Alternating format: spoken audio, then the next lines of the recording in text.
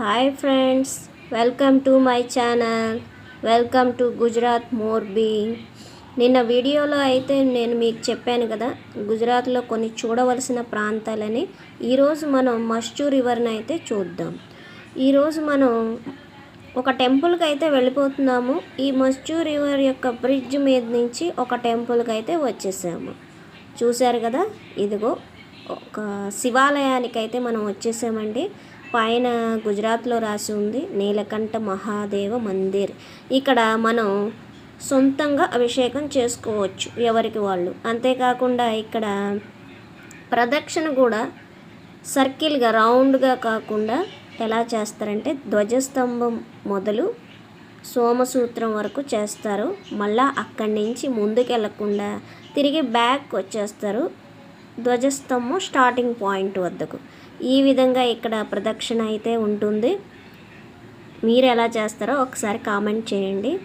అలాగే ఇక్కడ గుజరాత్లో ఆచార వ్యవహారాలు కూడా చాలా చక్కగా పాటిస్తారు. ఈ టెంపుల్ అయితే ఎక్కడుందంటే అదిగో మస్చూ రివర్ అన్నమాట. ఈ మస్చూ రివర్ నది సమీపాన ఈ మస్చూ నదిని ఆనుకుని ఈ టెంపుల్ అయితే ఈ శివాలయం అయితే ఉంది. ఓకే, చూశారు కదా మస్చూ రివర్ యొక్క అందాలు చూడండి. ఈ మస్చూ రివర్ని ఆనుకునే ఈ టెంపుల్ ఉంది. ఓకేనా?